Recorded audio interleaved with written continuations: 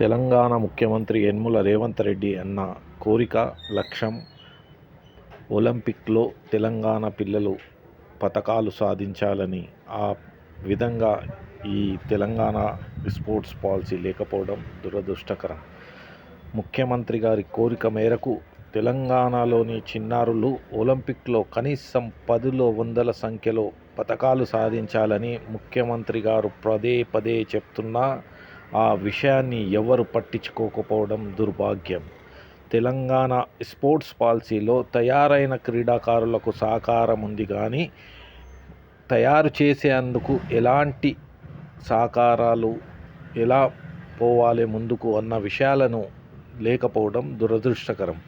Telangana sports authority స్కూల్ను development చేసి తరగతులను పెంచి వచ్చిన ప్రతి చిన్నారిని క్రీడాకారునిగా తయారు చేసే విధంగా ముందుకు వెళ్ళాలని తెలంగాణ ప్రభుత్వంలో నూతనంగా క్రీడా శాఖ మంత్రిగా నియమితులైన వాకటి శ్రీహరి గారికి నేను విజ్ఞప్తి చేస్తున్నా.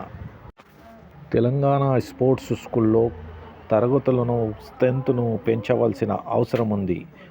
5 సెక్షన్లు చేసి పిల్లలను కనీసం ఒక క్రీడల్లో 100-200 మంది పిల్లలు పాల్గొంటేనే ఒలింపిక్లో పతకాలు సాధించగలుగుతాం.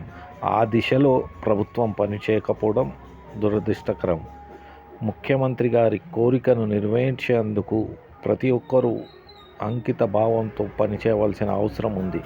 ఫంక్షన్లు కాదు, చిన్నారులను క్రీడాకారులుగా తీర్చిదిద్దే విధంగా ముందుకు పోవలసిన అవసరం ఉంది. కోచెస్ వ్యవస్థ లేనిది ఈ ప్రభుత్వం ఎలా క్రీడాకారులని తయారు చేస్తుందని నేను అడుగుతున్నాను. కేంద్ర ప్రభుత్వం క్రీడాకారుల కోసం, ఒక శిక్షకుల కోసం ఎంతో ప్రాధాన్యత ఇస్తూ 1,00,000 నుంచి 2 లక్షల వరకు శాలరీలు ఇస్తుంటే తెలంగాణలో క్లర్కులుగా ఫ్యాన్ల కింద కూర్చున్న వాళ్ళకు 2 నుంచి 2.5 లక్షల శాలరీలు ఉన్నాయి. కానీ కోచ్లకు మాత్రం 18,000కే పనిచేస్తున్న కోచ్లను పట్టించుకోండి అన్న శ్రీహరి అన్న. మీరు ముందు చూపుతో ఈ కార్యక్రమం చేయవలసిన అవసరం ఉందన్న, ప్లీజ్.